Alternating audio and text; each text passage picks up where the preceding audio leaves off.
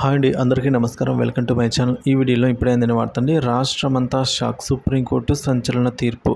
పూర్తి వివరాలు అయితే వీడియోలో తెలుసుకుందాం. వీడియోని ఎక్కడికైనా స్కిప్ చేయకుండా ఎండ్ వరకు చూడండి, అప్పుడే పూర్తి ఇన్ఫర్మేషన్ అర్థమవుతుంది. అలాగే వీడియోకి ఒక లైక్ చేయండి ఫ్రెండ్స్. వీడియోలోకి అయితే వెళ్ళిపోదాము ఫ్రెండ్స్. విషయానికి వచ్చినట్లయితే ఢిల్లీ లిక్కర్ స్కామ్ కేసులో మరో కీలక పరిణామం చోటు చేసుకుంది.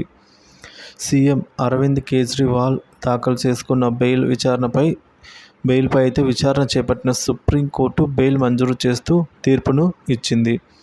అదేవిధంగా కేజ్రీవాల్ పిటిషన్ను 5 సభ్యులు కలిగిన విస్తృత ధర్మాసనానికి బదిలీ చేస్తున్నట్లు జస్టిస్ సంజీవ్ ఖన్నా ధర్మాసనం ప్రకటించింది.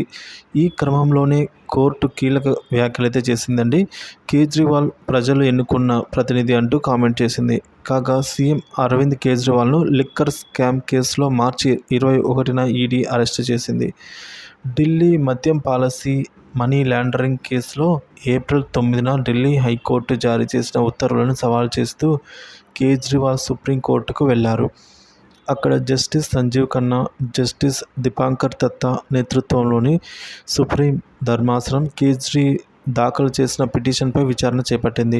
కేసులో ఇరుపక్షాల వాదనలు విన్న కోర్టు మే 17న తీర్పునైతే సుప్రీంకోర్టు రిజర్వ్ చేస్తున్నట్లు ప్రకటించింది. ఆ వెంటనే జూన్ 20న కేజ్రీవాల్కు రౌస్ అవెన్యూ కోర్టు క్యాజువల్ బెయిల్ను మంజూరు చేయగా, ఆ మరుసటి రోజే ఢిల్లీ హైకోర్టు స్టే ఇవ్వడం వివాదాస్పదంగా అయితే మారింది ఇప్పుడు. సో ఈ విధంగా అయితే జరిగింది ఫ్రెండ్.